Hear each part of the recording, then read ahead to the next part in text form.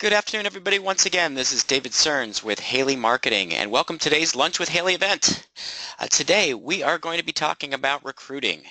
As many of you know, we did a big survey last summer, and we'll talk a little bit about that survey in just a couple of minutes, but not a real big surprise that the number one issue in the staffing industry right now is finding talent.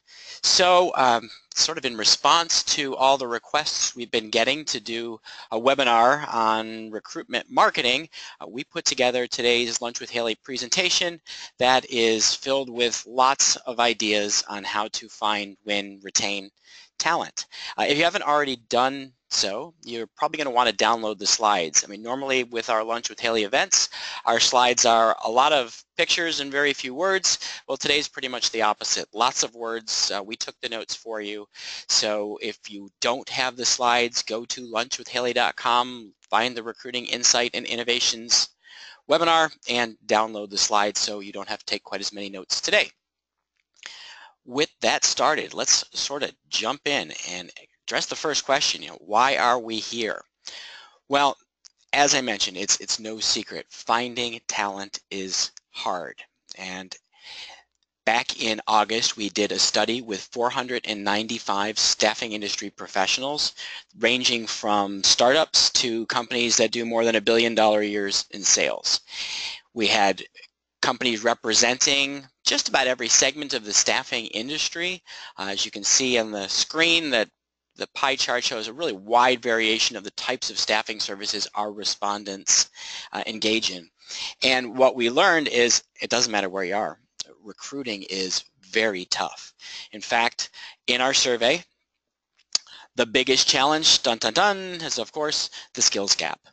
The U.S. unemployment rate, as is being measured today, is now down to 4.6%. For those of you who took economics in college, you may remember they talked about statistical full employment is 5%. So anything below that, and we're tapping into a labor pool that's normally unemployed. So we're at a point now where the unemployment rate has dropped enough, so we're getting to the point there aren't people looking for work like there were just a few months ago. And even in markets where people are looking for work, it's very, very hard to win the best talent because top candidates are definitely at full employment. From our study, we learned that, again, no real surprise here, the number one most difficult job to recruit for is information technology. But what was interesting to us is how closely that was followed by skilled trades, engineering, and scientific jobs. All of the high-skilled technical disciplines, very, very hard to find people. We were a little surprised. We sort of thought healthcare might be the top of the list, but healthcare actually came in 5th, followed by other professional disciplines, then accounting, then other types of industrial. But even when we get to the bottom of this chart, for office and administrative workers, the average rating was 2.78 out of 5-point scale, indicating it's still skewed towards being extremely challenging. It doesn't matter where you are in staffing today. Finding talent is tough, and I'm sure I'm not telling anybody on today's call anything new. But then we'd ask people, well, what are your top recruiting tools? So what are you using that is the most effective? And number one in terms of effectiveness are referrals, with 75% of our respondents saying referrals are very or extremely effective for filling talent. But we're going to get into referrals in detail later, because when it comes to referrals, a lot of companies have referral programs that don't perform all that well. Number two on the list is LinkedIn Recruiter, and our experience has been there's a lot of variation in whether or not LinkedIn Recruiter is effective for a staffing organization. It depends on the kind of staffing you do. The more you're into professional staffing, the more LinkedIn Recruiter is going to be of value. The more you're into commercial, office, light industrial, the less likely it is to be effective for you. It is something that is worth testing. 54% of our respondents rated LinkedIn Recruiter as very or extremely effective, but 35% didn't use it. The next is Indeed.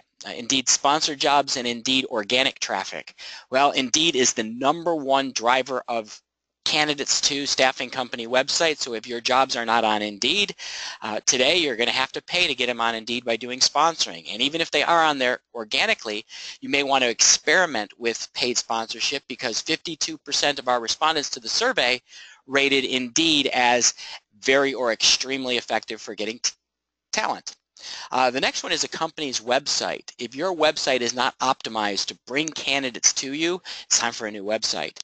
For our survey respondents, 46% rated their company websites as very or extremely effective, meaning more than half the industry isn't getting the response from their website that others are getting. So if you're not getting really good candidate response from your site, we're going to show you some things you can do with your website, and it's time to look at upgrading that site. Other places that we're interested in here is Craigslist, which further down on the list. Only 35% rated it very or extremely effective, yet 74% of staffing companies use it. So Craigslist is diminishing in its effectiveness. And I think all job boards are sort of suffering from this, is as we get to full employment, there is less time available for candidates to search jobs, less candidates searching, period. So you're going to get less response to all of the job boards, which is why we have to try other things besides the top most commonly used recruiting tools. And then in terms of spend, what do staffing firms spend on recruitment marketing? I'm going to skip, I apologize, my PowerPoint skipped ahead too. I don't want to miss one of the slides here. I'm going back one. It's the top ATS sourcing tools. A lot of the applicant tracking systems, staffing software programs now provide very robust capabilities for helping you find candidates. And I just wanted to recap some of our survey findings. And by the way, if you did not ever see this study or the final report we put out, go to our website, haleymarketing.com, go to freebies, and then when you see the freebies drop down, you can go to our newsletter archives, and you can see the September 2016 issue, which had a link to download this full report so you can see all the data for yourself.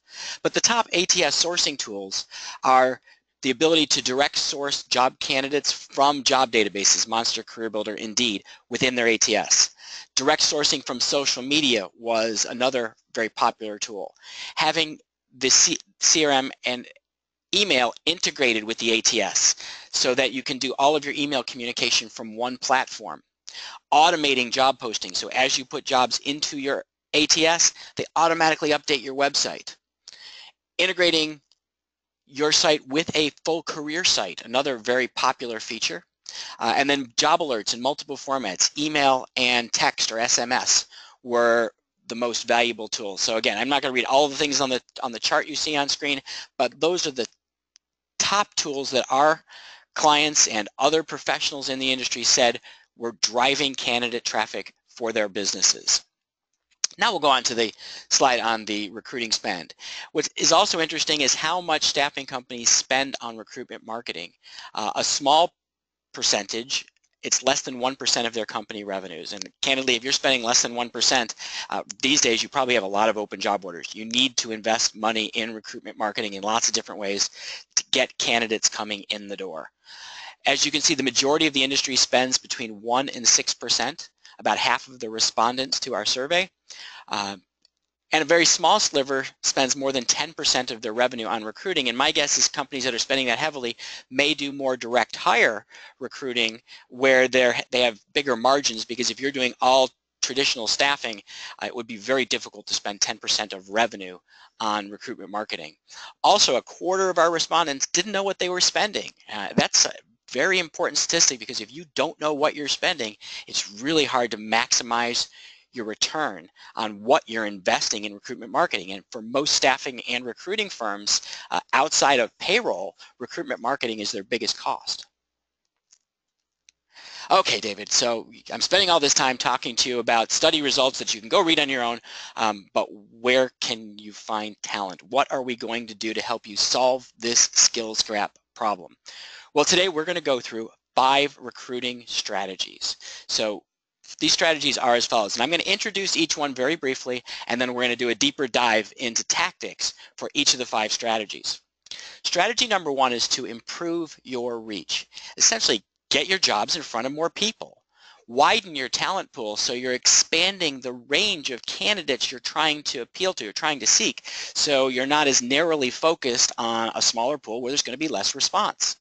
And then also find ways to attract people who are not working with the staffing industry.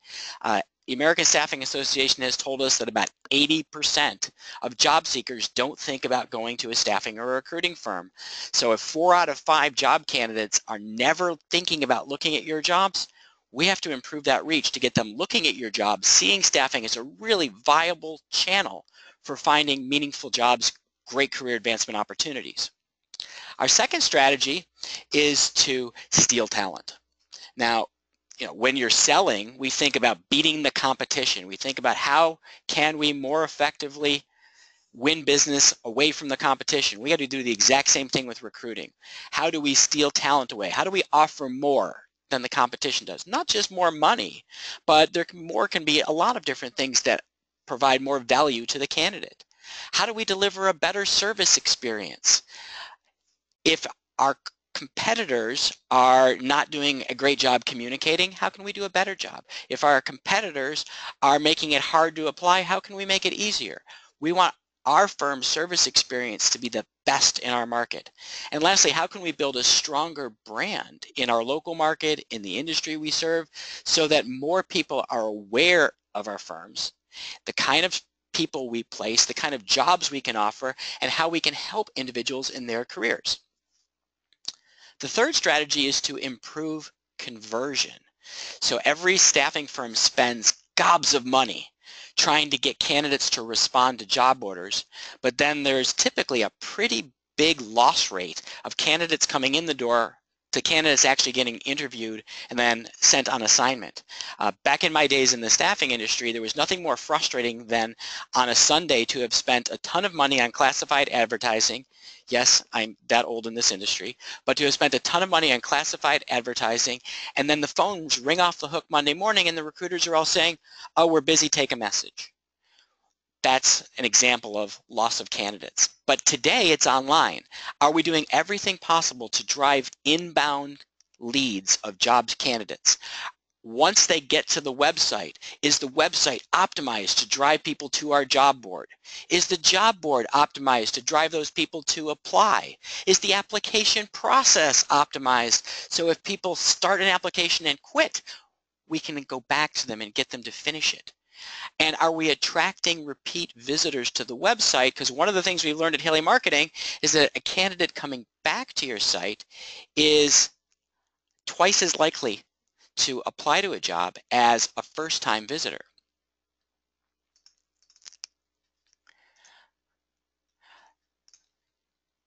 Next thing is to look at how do we deepen recruiting depth. So how do we have more recruiters? That could be hiring more internal talent or finding alternative sort of pseudo recruiters. They're not really employed by your firm, but they're resources of candidates coming into your firm. We'll talk about those in a bit. Finding more referral sources, individuals and organizations who are able to send talent your way. And then building more and deeper talent communities so that you have faster, better access to the kinds of candidates you want to place. And then our last strategy is retention. How do we keep our employees, our temps, our contractors working? How do we keep them happy so that they don't want to go work for the competition? Because just like we're trying to steal talent, guess what? That's what the competition's doing to us. So again, those 5 strategies that we're now going to go through in more depth: improving your reach, stealing talent, improving conversion, deepening your recruiting depth, and retaining your temporary employees. All right, let's look at each of those in a lot more detail. So first up, these are ideas to improve your reach. How do we get access to a wider talent pool? First thing, and most obvious, is, well, let's post the job to more places. Post more jobs. If you look at every job order that you have, are 100% of them being posted to various job sites? If not, maybe we want to post a larger percentage of those jobs. Or maybe we want to post proactively. And this is sort of a practice that a lot of people don't like, the job boards hate, But if you're in the staffing business and your job is to fill job orders faster and you know you always get requests for certain types of talent, we need to be proactively recruiting for those kinds of job openings. And that may mean posting jobs for orders we know we're going to get and being honest with the candidates that we're recruiting for X number of clients who hired Y types of people. I wouldn't lie and pretend and fake a job, but I certainly would try to recruit for the jobs you know you're going to have and the types of clients you know you're going to have.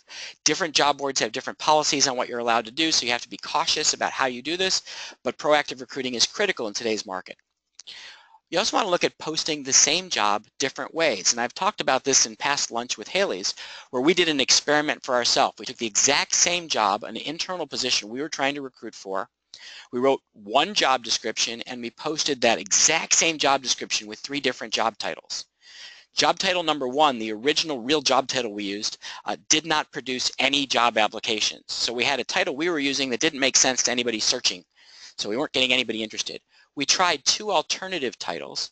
One generated 25 applications, 5 interviews, and a hire. The other generated 125 applications and 0 interviews. The only change we made was in job title.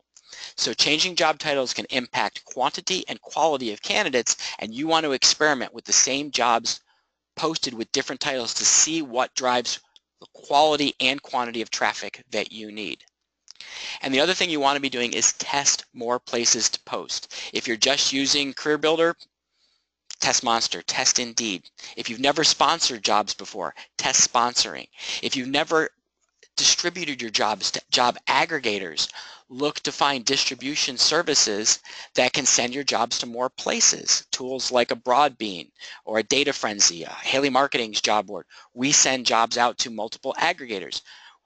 Every aggregator may only generate a few inbound candidates, but if you're getting that distribution for free and it's automatically happening, those few candidates from every single site really start to add up. And that's what you want to do, is get your jobs in front of as many people as you can.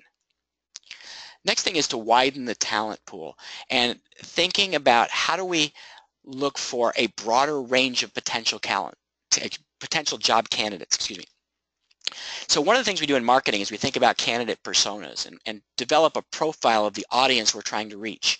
Now, I know we don't want to be discriminatory in our hiring practices, but if I'm trying to reach a 65-year-old black female, that's very different than a 21-year-old Hispanic male. So I don't want to generalize and say, hey, you should recruit to a demographic, because that is discriminatory. But in your recruitment marketing, you may have advertisements that are designed to appeal to different audiences where all of them are driving people to your jobs. You have to balance it. I know discrimination is a huge issue. We don't want to run risk of ever being seen as discriminatory, but you have to think about the audience first. Think like a marketer. As a marketer, how do you connect with the different personas, the different audiences you're trying to reach, and how do we create different variations of ads that will connect with different types of job candidates? Then we may want to look to broaden the range of skills we're recruiting for. This is a day and age where we got to go back to looking at transferable skills. What can we recruit for that we could transfer rather than just listing the requirements our clients have given us? How do we broaden our geographic reach? So many jobs today can be done remotely, and maybe we can work with our clients to recruit in contiguous markets next to where we are, or recruit around the country or around the world to find talents and deliver remote workers. And lastly, consider non-traditional employees or sources of candidates. So people who are stay-at-home parents, or maybe working with clients on job sharing opportunities, looking at hobby careerists, people who are retiring and still need to make money but aren't going to work in their vocation that they worked in their entire lives, or work with real estate agents and look for trailing spouses. What you're trying to do with these non-traditional employees is think of everywhere possible a qualified job candidate might be, and how do I build relationships that will attract those people to our job openings. And speaking of attracting people, that's about building your employment brand. How do we become more visible in our local market? How do we participate directly in job fairs and more job fairs? Whether it's through the Chamber of Commerce, whether it's through colleges, whether it's through professional associations, or maybe it's even creating our own job fairs where it's an open house at our organization or an open house at a convenient location for the talent. Or maybe it's partnering with our key clients and saying, we're going to do a job fair just for our most marquee clients, put that together to try to attract as many candidates in as possible by advertising the employers we're hiring for. We can become more active with local talent communities, whether that is a technology users group, an HR association, people who provide training services and continuing education programs. How do we get more engaged with anybody who may be coming in contact with the candidates we can use? Now, if you get involved with these communities, don't just jump in and start recruiting, because that will really upset the members of the communities. Become a participant, add value to the community, then let them know what you do for a living. Next thing is just simply improving your branding, being more visible in the online world and in the real world. You see the picture on the page here is a client of ours in Ohio. They do a great job with fun outdoor advertising to build their local brand, and they do it through semi-professional sports as well as a lot of community sports, just making sure that everywhere people go in their community, they're seeing advanced staffing solutions. Collecting testimonials is another way to build your employment brand. Testimonials can be used on your website, but simply going out and talking to people you've worked with, clients and candidates, the more you talk to these people, the more it strengthens your brand. And then you can also leverage the testimonials using them in social media, so people will see the kind of endorsements you get from clients and candidates. And that ties directly into doing proactive reputation management, so that you're getting feedback on your services, on how you treat candidates, maybe even on the performance of one office versus another, or even down to the level of individual recruiters. So you can use a reputation management service to get that feedback to see how do candidates perceive our level of service and where do we need to make improvements. Those last two bullets, if anyone is interested, Haley Marketing's reputation management service, that's exactly what we do. Is we survey people. We collect a testimonial from anybody who's very happy with the service experience. We get feedback from anybody who's not happy, and then we automatically turn that into testimonials on a staffing company's website, and we encourage people also to leave social reviews. That's something that can be completely automated. The next thing is to re-engage talent. I mentioned that one of the things Haley Marketing Group has learned is that a candidate returning to your website is twice as likely to apply for a job. So we got to get people back to our site. We got to get former candidates back to sign up for new jobs. We have to get visitors back to the website to get them engaged with the jobs we have available now. That can be done with email and display advertising through Google, Facebook, Instagram.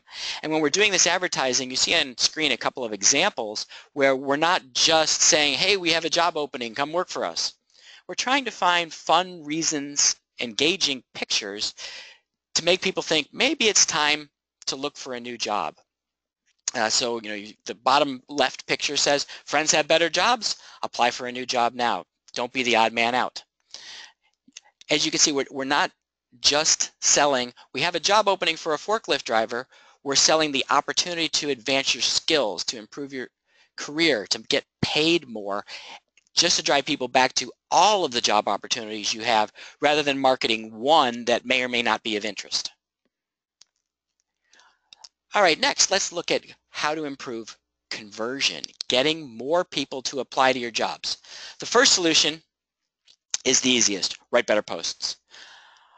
All right, folks, I'm sorry, but the staffing industry writes bad job posts. That doesn't mean all of you do, but most of the job posts we see are not well written. They're boring. They don't pass the WIFM, what's in it for me test. They don't tell the candidate this is what you will gain by applying to this job. They're focused on this is what we need. That's old school HR sort of thinking, which is internally focused.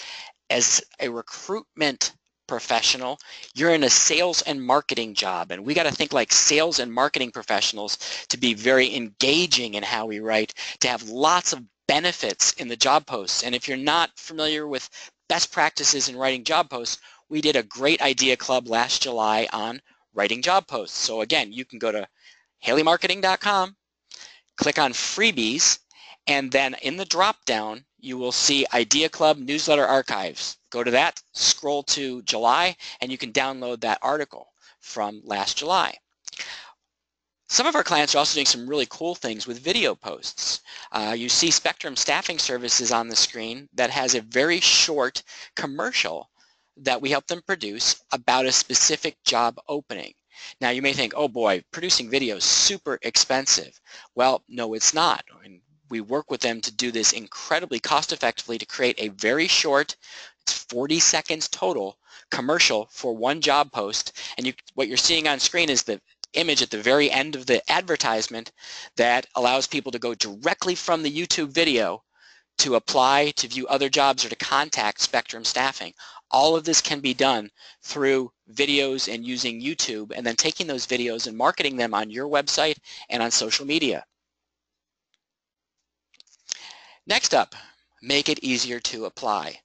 I know we need lots of information about candidates to make the right match, but step one of the application process should not be to ask all those questions. Step one is to get the bare minimum of information we need to determine, are we interested in this candidate? It has to be mobile optimized.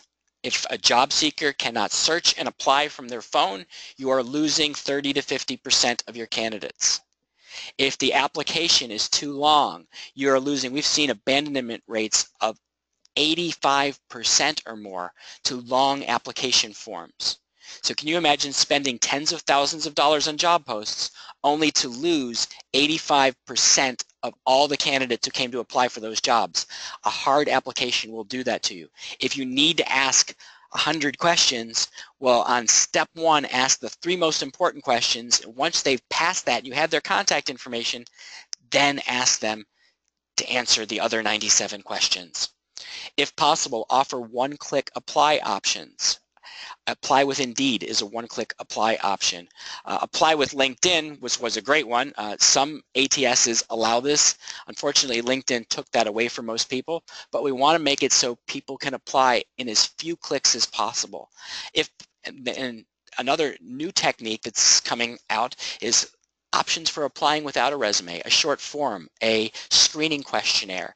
I've seen some in hospitality staffing, which is simply choose a button. Which skills do you have? Server, bartender, click the button, put in your contact information. That's all they do is step one.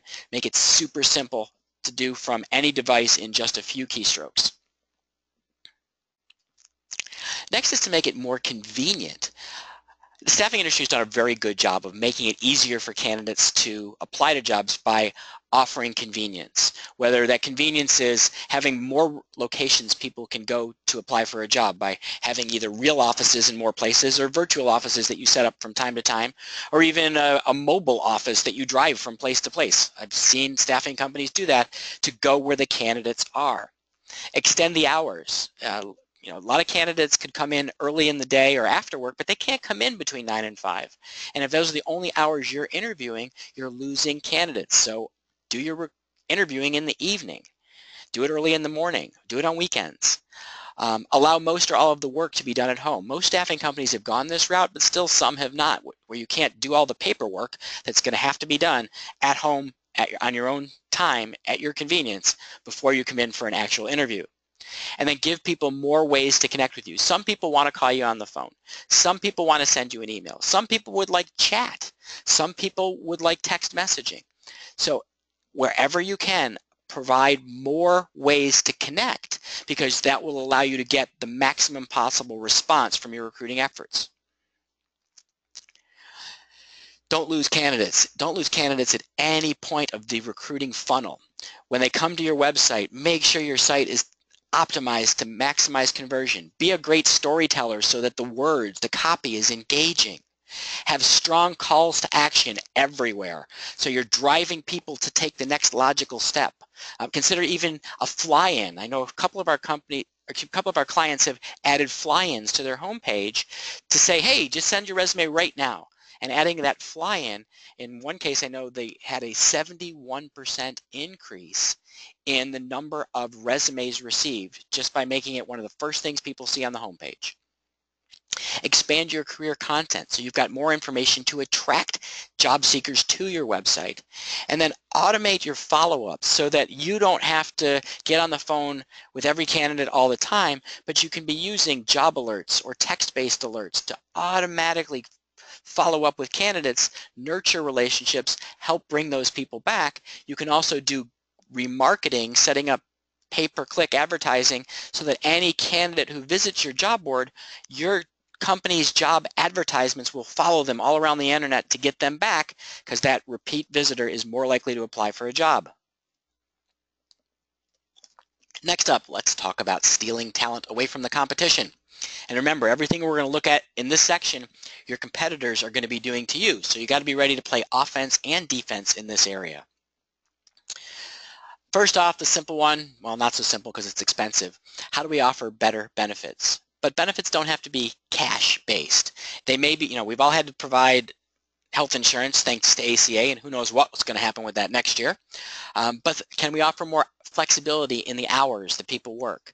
Can we offer more opportunities to earn vacations and personal time? Can we help our candidates create and fund a 401k? Can we offer childcare discounts or other ways to help people deal with the challenges they have in managing their kids' activities? Can we offer bonuses, sign-on, completion, or longevity bonuses to reward people for joining our organization, staying with our firm? Can we provide more opportunities for training and skill development to help people become more employable and earn more money? And can we as a staffing company be a real career coach? Can we provide more proactive coaching and help people manage their careers so that they're getting the jobs they really want, they're getting the opportunities to increase their skills, and they're making more money because they work with your staffing firm? Can we improve the experience of being a temp? By and large, it's not a great experience. There's a lot of complaints about the staffing industry's complete lack of communication, and whether your firm is at the top of the list of awesome service or the bottom of the list, there's always ways to make our service better. So what we recommend doing is step one is process map every single touch point you have with a candidate, from the time they first hear about you and visit your website to the time they're on assignment to the time the assignment's done. Analyze every one of those checkpoints and ask yourself, how do we make every step easier, faster, or more fun? Or maybe we can eliminate a step in its entirety. How do we improve communication throughout the process so the candidates better understand what we need and want from them, what we can offer them, what we expect of them, how to communicate with us? How do we provide better rewards and recognition so that people who are hard workers understand you appreciate them for being hard workers, you appreciate them for doing a great job? As employees, we all thrive on positive recognition. As a temporary employee, it's really hard to get because you're sitting in a client's office, so you're not often getting it from the staffing company you work for, and you're probably not getting it from the employer where you're working. So as a staffing company, how do we provide more opportunities for that reward and recognition? And what else can you do to demonstrate to your candidates that you care about them, and their success, and you care more than whatever company they are currently working for cares? Next up, how do you be more visible? So how do you be more visible on job sites? Can we stop by more often to deliver thank you gifts, drop off donuts, or coffee, and just connect with the managers who are working with your employees to make sure everything's good with them? If we have Employee of the Month or other bonus programs, can we deliver those rewards on site? Some employers will allow you to, and when you do that, it sets a great message to both your client that you care about your employees, to your temporary employees, and to every other temporary who's not working through you. Can we communicate more frequently with people? Can we communicate by calling, emailing, texting, direct mail? But the more often we're in touch with people, the more we're top of mind with them, whether we're looking for them to stay on an assignment, to accept the next assignment with us, or to send us a referral. And then can we celebrate successes? Celebrate successes by rewarding people, but also celebrate successes in a company newsletter so that everybody in your organization sees you care about the success of your temporary workers. You treat them as a valued and special part of your team, because the more you can be visible and demonstrate you care, the more it strengthens your brand as an employer and makes you more desirable as a place to work. Next up, ideas for inbound recruiting. How do we get more people to come to you where we don't have to go spend a ton of money on job posts or direct recruiting? Well, the key to inbound marketing is to create awesome content. And most of the content I see on staffing company websites is just about how to interview, how to dress for success. It's only career stuff. And when we look at our email marketing that we do to candidates, the stuff that they click on the least is the how to interview, how to dress for success, basic career advice. Sure, it's appropriate to have that on your website, but think beyond that. What would attract an active or passive job seeker? What kinds of information are they thinking about? How do we make the topics really compelling to the personas, the people we're trying to reach? How do we write more engaging writing? And even make the format interesting, varying it up from time to time. So maybe we're doing blog posts one month, infographics another month, ebooks another month. We're just creating different types of content, and these days particularly video content, as a way to engage job seekers. One specific idea is thinking about salary guides. That's always popular content, and the more you can provide salary information that's very relevant to your local market and the types of positions you fill, specifically for temporary workers, they're not going to find that anywhere else. And that's incredibly valuable for both the job seeker and the employer. Next up is to optimize your website. And when we say optimize, it's not just about optimizing for search engines, although that is very important, but thinking about that great content is the entry point. It's the way people come into your website. Very often, the first page someone sees is a blog page. So is that blog page designed to get people to take the next step, to search your jobs, to apply to a job? If you've got higher value content like a webinar recording or an ebook someone can download or a white paper, do you have a specific landing page for each piece of content so you can capture a visitor's contact information, get them into some sort of nurturing program where you can promote your jobs? Or if you're not capturing that information, are you at least driving them to your jobs on other pages of your site? You want to think about every entrance page of your website as the beginning of a funnel. And the bottom of the funnel is applying to a job. And how do we get people through the site to that job application? I mentioned the fly-ins. That's a great way to get people to send in a resume. Making your calls to action bigger and bolder and use them more often throughout the website are excellent ways to drive more response. If there's actions you want people to take, show them, tell them exactly what you want them to do. The next thing is to dominate search engines and social media. In terms of SEO, we're not going to do a lesson in SEO here, but we've got some great Lunch with Haley's you can go watch at any time that will teach you the basics of search engine optimization. But you want to make sure that every piece of content you're adding is optimized. And you're not trying to optimize every piece of content around everything you might want to be found for, but each piece of content is optimized around one or two key phrases, key topics. And then you're producing a lot of content over the long term about all of the different things your candidates might be searching for. And that's why blogging becomes so critical, is it allows you to constantly create these new pages that are optimized for search engines. You want to get all of your team members involved in social media and sharing content on a daily basis. Doesn't have to take hours and hours. If you have never seen our presentations on how to do social sharing in 22 minutes a day, check out our Lunch with Haley archives, because social media can be done very effectively in 22 minutes or less per day per person. Include compelling images and calls to action in all of your content so that when you share it on social media, it's more likely to stand out in someone's news feed. The problem with a lot of staffing company content marketing is either there's no images or the images are really dull and they look like every other staffing company. Take risks, be bold, have fun, make your images stand out, and while you're thinking about images, also think video. How do we use video, like I showed you the example of a job post, but what are all the ways we might use video to create more engagement with our ideas and bring people back to the website, because social media loves video. So the more you're doing video, the more you can get your social shares in front of a wider audience. All right, next on our strategy list is how do we deepen your recruiting depth? And I mentioned it's not just about hiring people, it's about making referrals a habit for everybody in the organization and building a bigger pool of referral resources.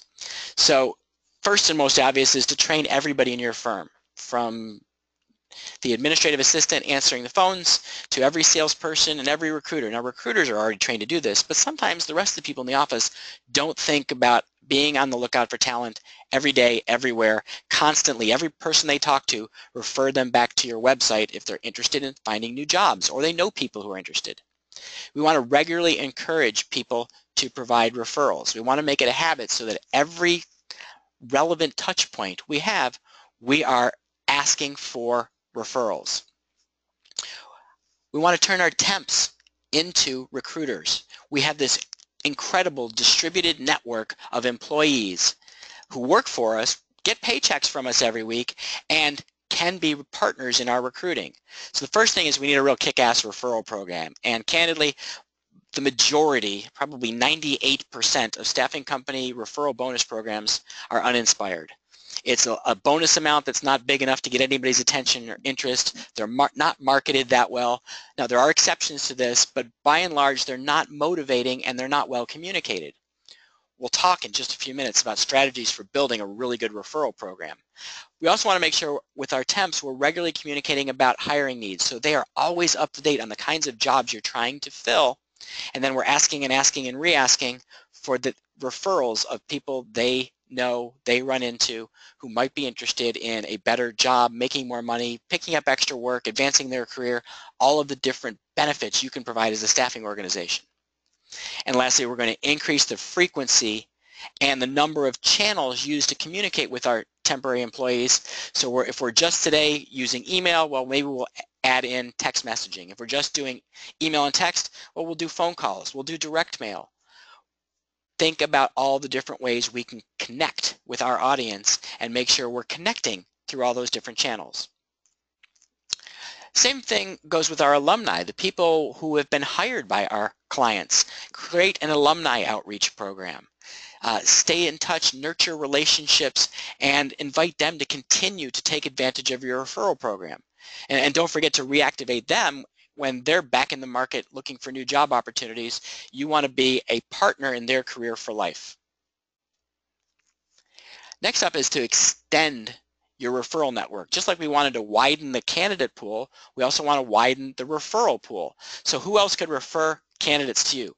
Well, government agencies, from the Social Services Office, Department of Labor, agencies that are responsible for helping place people, professional associations, religious organizations.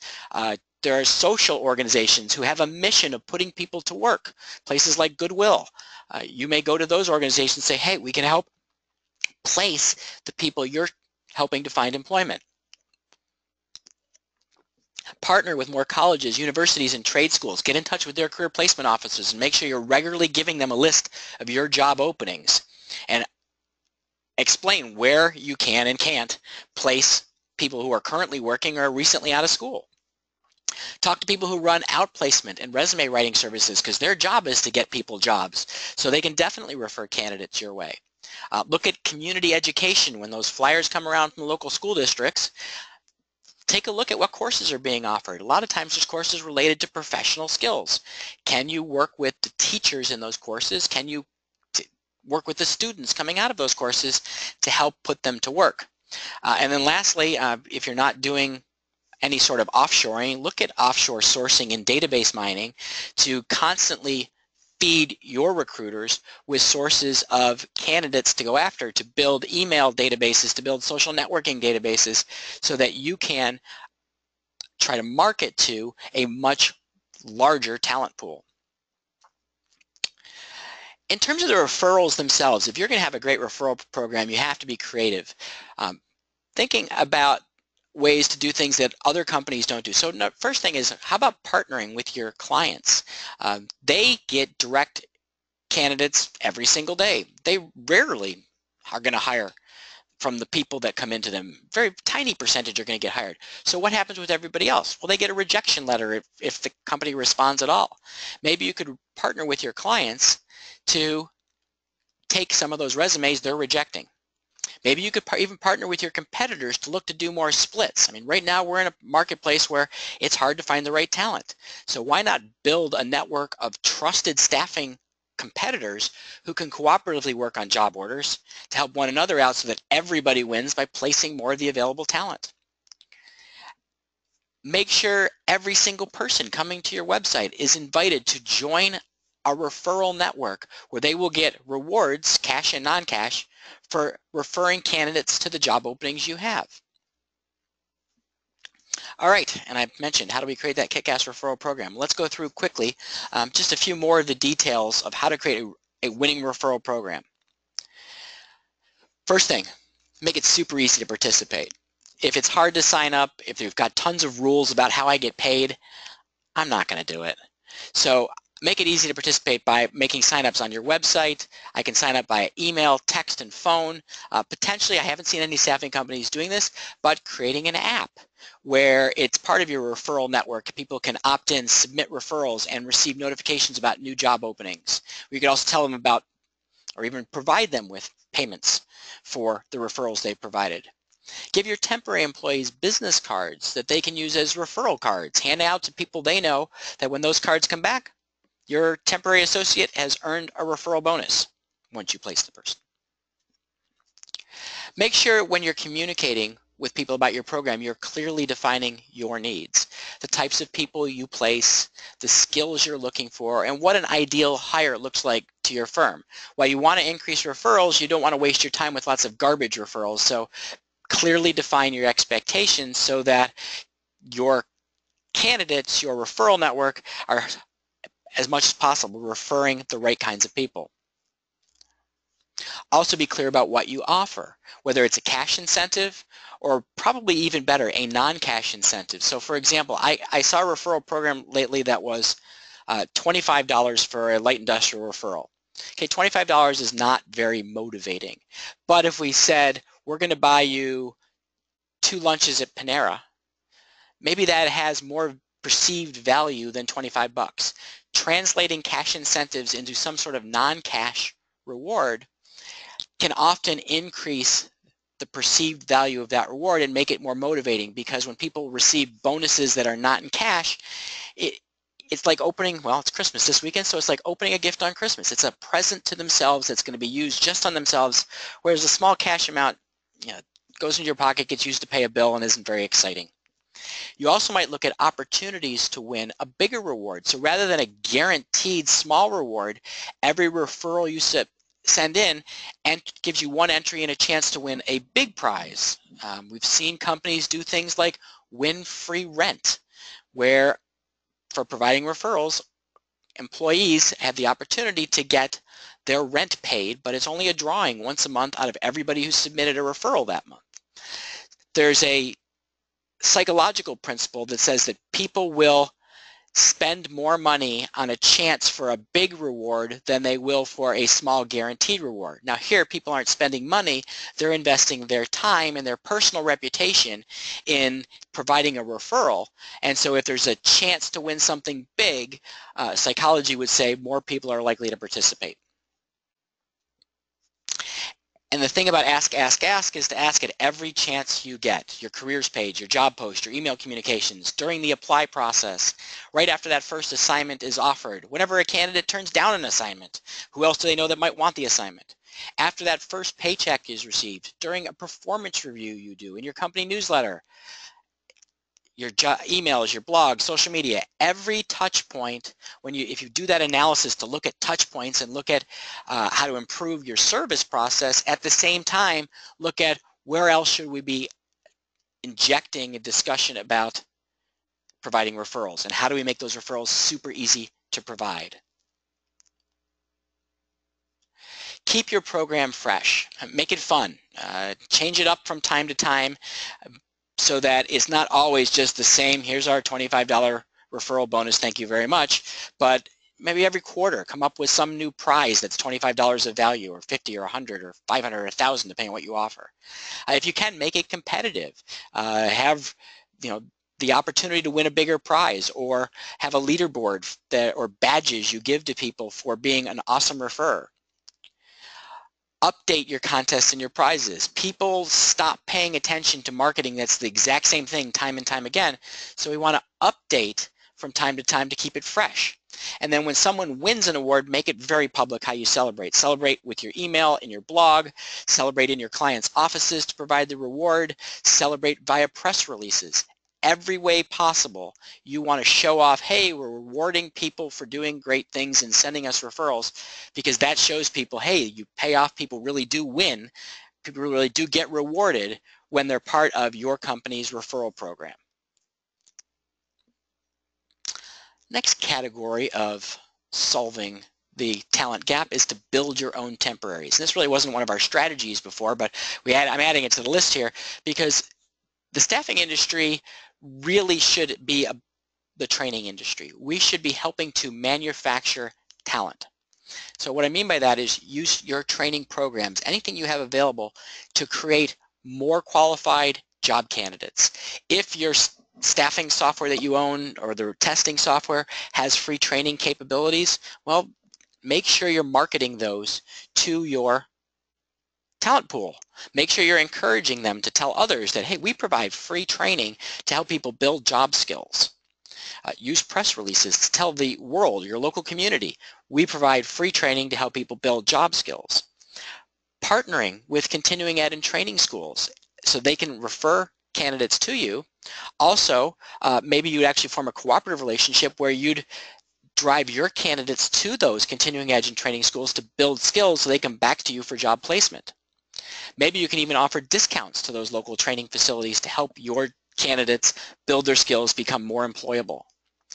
If there's online certification, if you're in technology or other disciplines, there may be great online training available.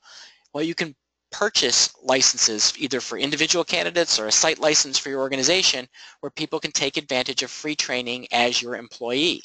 So again, helping people build their certifications, build their skills, makes them more placeable to a wider range of jobs.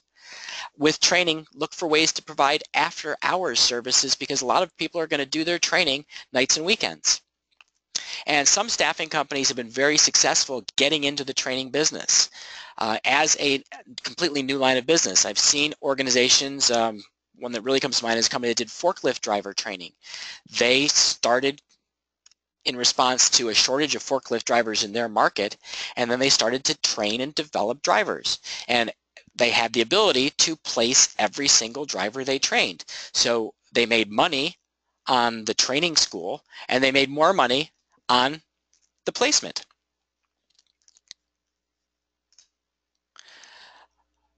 Next up, we don't want to lose talent. So let's make sure we're not having our candidates go to the competition. Now, some of them are going to go to your employers because they get hired away, but anybody who continues to work as a temporary employee, we don't want to lose them. So the first and most important thing is to keep people working. And I've seen time and time again where recruiters, staffing coordinators are afraid to call a client to find out if an assignment is going to end because they're afraid the assignment will end and they'll lose their revenue stream. Well, better to be proactive, find out that an assignment is going to end and get that candidate replaced than to not know until the 11th hour. The candidate has no new job from you and they're not going to remain unemployed. They're going to go on a job through somebody else. Also, you may want to just negotiate with your clients about extending assignments, maybe offering them incentives to extend to keep your candidates, your temporary employees working for the client for much longer periods of time. Be more proactive with your candidates about that career counseling that I mentioned earlier. The more you know about what they want to accomplish, the more you can come to them with the next right job opportunity so that they want to continue to work through your staffing company and not through the competition. The more you're proactive about getting your candidates to think about their careers, the more you have an opportunity to be seen as a trusted advisor, a partner, someone they just like better, and that's the organization they're going to want to work with. You might pay the same or even a little bit less, but if they really like working through you, they will continue to work through you. If they don't like you, you better pay a lot more than the competition. And that goes on to keeping people happy. Making sure you're getting real-time feedback with some sort of reputation management tool so that you know what candidates think about you. Striving to be seen as the best place to work in your local community, in the industry you serve, and in the staffing industry as a whole. Participate in Innovero's Best of Staffing Talent to see where you stand. Look at reputation management services to get that feedback. Participate in your local Chamber of Commerce or local community newspaper Best Places to Work competition. You want to be the absolute best alternative for someone working as a temporary employee in your marketplace. And have pay differentials for your top performing employees. Nothing says you value quality like paying good people more. So have ways to gather performance feedback from your clients. Use that to offer pay differentials and maybe even bill at higher rates for top performing talent. And just to wrap things up, I had a few random ideas in putting together this presentation that didn't fall into any category, so let me quickly run through some of those ideas. Number one, put every candidate you have to work. Right now, you may have a lot of job orders that are unfilled. That means you need more skill marketing, more job orders. We have to do more to find a home for every single candidate we have. You may consider offering same-day talent pools where you take people who are not out on an assignment but available and make them available to your clients for last-minute needs. You may offer discounts to your clients for hiring from your quote-unquote inventory. Candidates you've reviewed, you've screened, you know they're good, but you don't have a job order today. Give clients a discount on hiring those people because it's a benefit to them and it's a benefit to you to get more of the candidates you have seen working. Help your clients accelerate their hiring process, train them, coach them, work with them, because you know the slower they are, the more candidates you're going to lose. So we have to help our clients pick up the pace and respond faster and make decisions quicker and show them the impact in terms of what you're seeing in terms of candidates not sticking around because of slow hiring processes. And offer your clients those incentives for extending assignments to keep your people working. Next up is to find ways to be more creative and innovative. In IT, we think of sometimes doing hackathons, having contests where people come put their skills to the test. Well, as part of putting your skills to the test, you get to meet an entire talent pool that you might be able to place. It doesn't just have to be IT. Could be done in creative services, could be done in other professional services. Maybe it's even in light industrial staffing where you have something for people to do assembly work or in mechanics. Just having some sort of fun contest where people can test their skills and you build a talent pool out of the people who participate. I mentioned continuing education 2 times so far, but why not teach your own continuing education courses? Train in the areas where you need to develop qualified candidates. If there are big events in your community, that can be any type of public event, it doesn't have to be related to jobs, get involved, become a sponsor, get your team to join in, and everybody's wearing company shirts. The more visible you are at those big events, the more you're building your local market brand, the more that helps bring talent to your business. If you're thinking about mass media, usually I'm not a big fan of TV and radio, but there's a trend to doing ultra short commercials, and they can be done fairly cheaply because you can buy little bits and pieces of leftover space from the TV and radio stations, and just a very quick pitch about how many jobs you have available and types of people you're looking to recruit, and then drive people to your website. And lastly, think about outdoor advertising, whether it's billboards, whether it's wrapped cars, taxi toppers. Be visible around your community to drive more people to your website, and think about that interaction between offline, getting awareness, driving the people to online, an optimized website that gets people to apply to jobs. And our last slide on ideas is create your own local industry or job site. If you're trying to recruit for a specific type of job in a specific city, why not create a website just for those jobs in that city? So if I need forklift drivers in Chicago, I can have a site, forkliftdriverchicago.com, that's all about jobs and careers in that industry in that location. That's great for SEO. Hire your top performers full-time. Don't let anybody else have access to them because you know you can keep those people 100% employed. And now it's more like a consulting business where you're taking your people and placing them on assignments than it is a staffing company, but you're not letting your best employees back into the open market. How about letting your clients post their own job openings on your website for free? They get the candidates that they hire, you get all the ones that they don't. And you would do that with jobs that they weren't going to place through you anyway. The idea to this entire Lunch with Haley is to think about ways to experiment. How else can you creatively improve reach, steal talent, improve conversion, deepen your recruiting depth, and improve retention of your candidates? Now, to wrap up today's webinar, there's a couple of last things I'd like to cover. There's 2 unique tools specifically from Haley Marketing Group. And for those who like to avoid the sales pitch, these are things that we sell, but I think they're very important to recruiting, so I'm going to give you a quick overview if you're interested. First is JB4, our job board software. For all of our clients using our job board, you know that we made a major interface change in late September, early October to try to drive more response from job seekers. And if you look at this example you see on page here, it's the job search details, or job search results page, where we show a listing of all the jobs that match a specific search that someone did.